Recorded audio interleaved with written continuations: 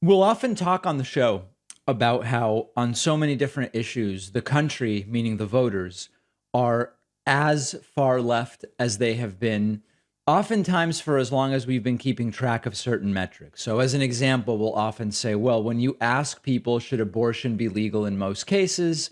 We have more approval for that. Yes, abortion should be legal in most cases today than at any point during the Roe v. Wade era, which started decades and decades ago. We talk about gay marriage, for example. We'll talk about, well, should the government provide some basic level of health care to everybody, regardless of ability to pay?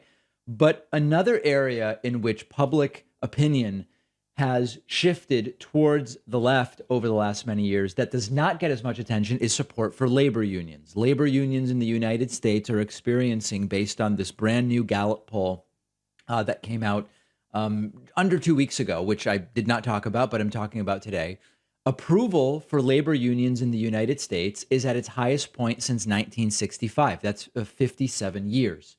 And when you look at the numbers, you now see that 68% of Americans currently approve of labor unions. That's a number that bottomed out at 48% in 2009, that got close to 68% in the late 90s and early 2000s. But you actually have to go all the way back to 1965, where you see that support for labor unions was at 71%. Now, this is data that we have going back a long way because Gallup has measured this support for labor unions going all the way back to 1936. And there was a period in the United States from 36 to 67, roughly, where if you're looking at this chart, you see this graph, you see that there was just generally higher support. In that roughly 30-year period, you had an average of 68% support for labor unions in the United States.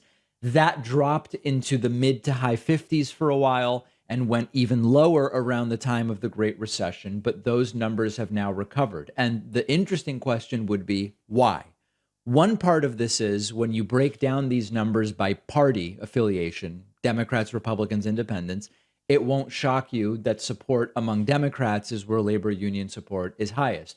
But even among Democrats, labor union support has also hit a 20-year high. Labor union support among Democrats has always been higher in this entire period, but it is particularly higher right now as well. And to understand what's going on, you need only look at sort of the world around us in the United States.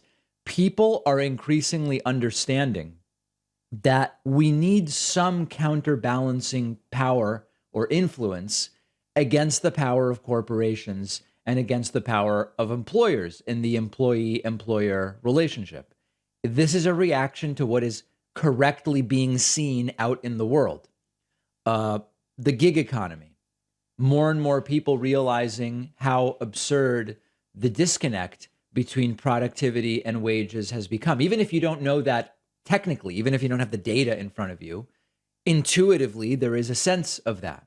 And it is true that on some of these things, the pendulum sort of swings back and forth. And there are periods where the country moves away from favoring labor unions to some degree and moves back in favor of labor unions. The key is, what can you get done when the pendulum is swinging in your favor? What can you accomplish when support is higher? I think it also should be mentioned that President Joe Biden is arguably more pro-union, vocally so, than any recent president. I mean, certainly in the last 20 or so years. And he talks about it as well. And Joe Biden's background riding the Amtrak train. Amtrak also has been in the news for what appears to be a narrowly averted major work stoppage, labor strike. Biden talks about that certainly more than Trump, more than Obama, of course, more than Bush. And I guess you have to go back and think, well, is it sort of like a Clinton level amount of talking about labor unions? So none of this should shock us. The optimistic thing is we often worry, and I talk about this on the show all the time, that there's a disconnect between what is happening in the country and public opinion. So, for example, you will see the Republican Party swing cartoonishly and absurdly into this MAGA world where there is no more policy. It's authoritarianism. and sort of fascistic, dictatorial wet dreaming in terms of what they would like to see, while claiming to be about small government. What it just doesn't make any sense. And we sometimes see that the Republican Party electorate, or just voters in general, they don't see the scope of what is happening within the Republican Party. And this ends up with, Herschel Walker might defeat Raphael Warnock in Georgia, and it's horrible. In other words, we often are concerned that the people are not reacting to the reality of what's going on. The good news here, if we want to find some good news beyond just, it's good that people are more in favor of labor unions, is that this is an accurate and logical reaction to what is happening in terms of the relationships between employer and employee, in terms of the disproportionate power that large corporations have, not only with regard to their employees, but also with regard to taxation and so many other things. So this is good to see. The question now becomes, what's going to be done about it? Will there actually be any steps in terms of the democratization of work? Joe Biden has ideas that are going nowhere, naturally, because of what's going on in the Senate right now and not having 60 votes. But we're going to continue talking about it. And the first step in achieving change is public opinion uniting. And we're seeing that to some degree.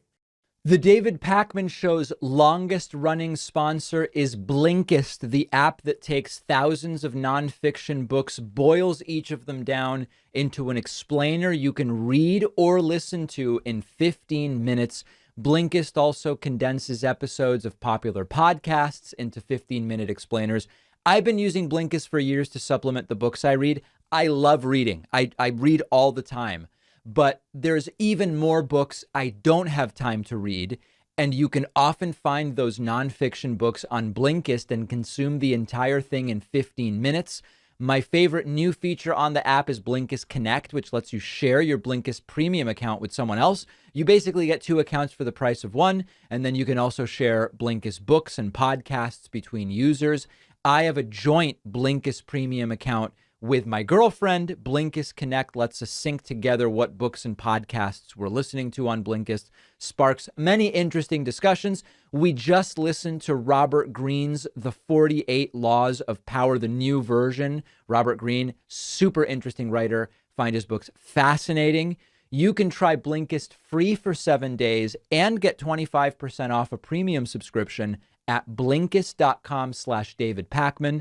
The link is down below.